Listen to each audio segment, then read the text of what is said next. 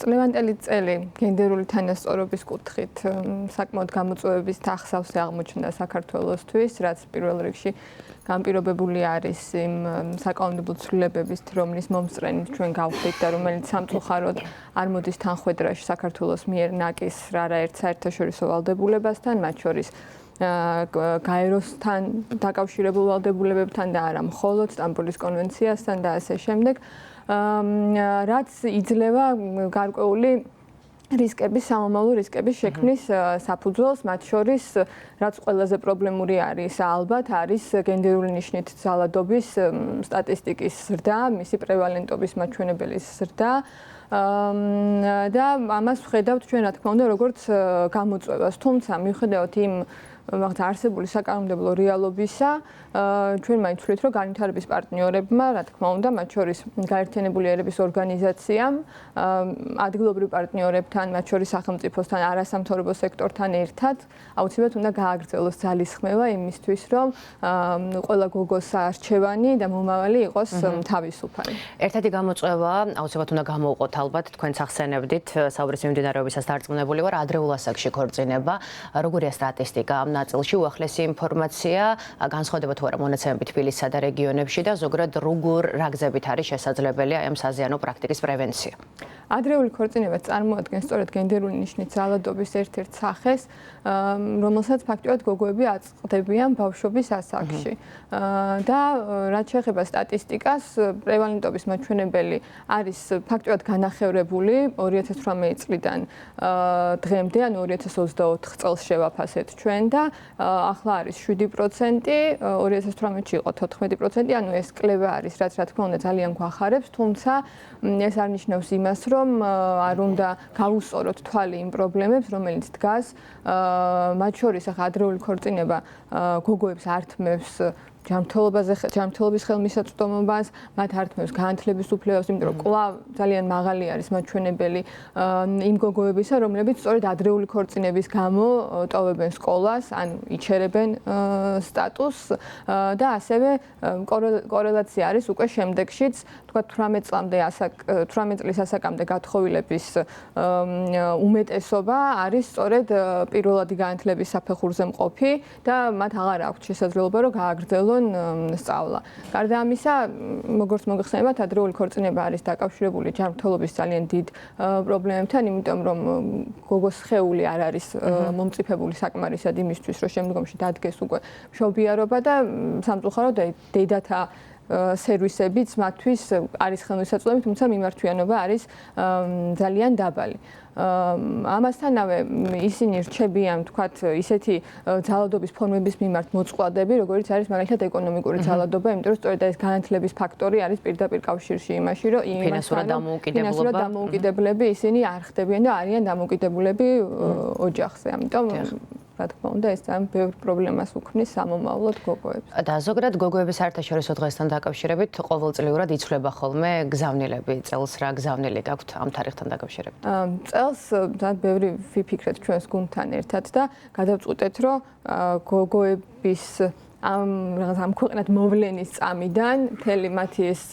ცხოვრებისეული ხაზი, რასაც გადიან, ჩაგვეტია ერთ ვიდეოში, რომელიც მოვამზადეთ ხვალინდელი დღისთვის და რომელიც იწყება ფრაზით, რომ პირველად იყოს სიტყვა გოგოა გოგო და სწორედ ეს სიტყვები იმის მაგივრად, რომ ბევრი გოგოსთვის იქცეს თავისუფალი თანასწორ გარემოში შემობიჯების საწყისად, სამწუხაროდ ხდება ძალიან ბევრი დაბრკოლებით ახსავსე დღის დასაწყისი და ის მესიჯით, რათაც ჩვენ ვაჟღერებთ ვიდეოში ემსახურება იმის ხაზგასმას, რომ ერთობლივი ძალისხმევით და ერთობლივ ძალისხმევაში იგულისხმება არა მხოლოდ ქალების ერთობლივი ძალისხმევა და გოგოების, არამედ რა თქმა უნდა ჩვენ ამ პროცესში ჩვენს მეგობრებად და პარტნიორებად ვხედავთ ბიჭებს და კაცებსაც, იმიტომ რომ გენდერულ თანასწორობაზე საუბრისას აუცილებელია, რომ მათი ხმაც იგივენაირად ისმოდეს, როგორც გოგოების. თქვენ ვიდეო ახსენეთ, რომელიც სპეციალურად ამ დღისთვის იყო მომზადებული, ფრაგმენტები ნახა ჩვენმა მაყურებელმა და ასევე ალბათ მნიშვნელოვანია, რომ გენდერული თანასწორობის შესახებ ცნობიერების ამაღლების კუთხით სკოლებშიც დაინერგოს, ხო, გარკვეული საგანმანათლებლო პროგრამები არის თუ არა ეს ეს საკითხი თქვენი დღესასრიგის ნაწილი? ჩვენ აქტიურად თანამშრომლობთ როგორც განათლების სამინისტროსთან, ისე კერძო სკოლებთან. გვაქვს ეგრეთ წოდებული ექიმის საათის პროგრამა, რომლის მეშვეობითაც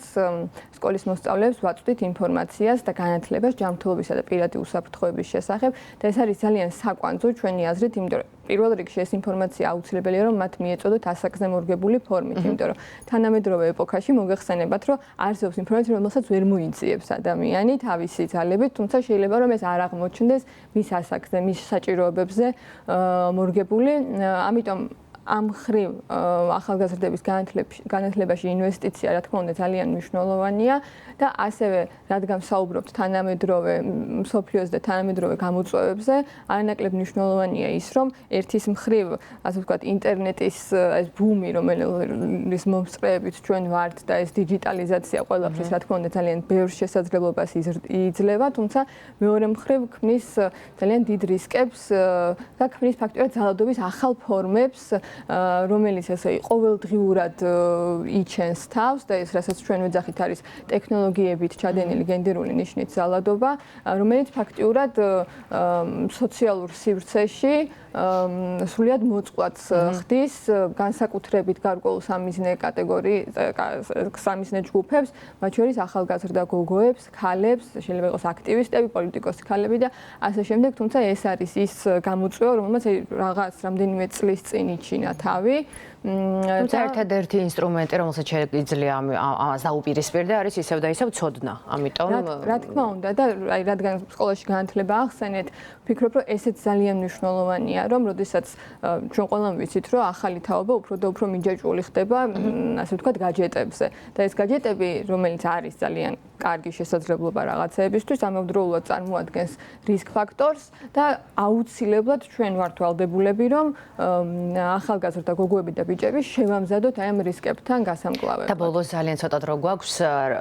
რა არის ყველაზე ეფექტური გზა და საშუალება იმისათვის, რომ ის პრობლემები, რომლებზეც ჩვენ ნაწილობრივ უკვე ვისაუბრეთ, დრო და ეტაპობრივად დაიძლიოს, როგორია და როგორი უნდა იყოს მათ შორის სახელმწიფოს როლი ამ პროცესში.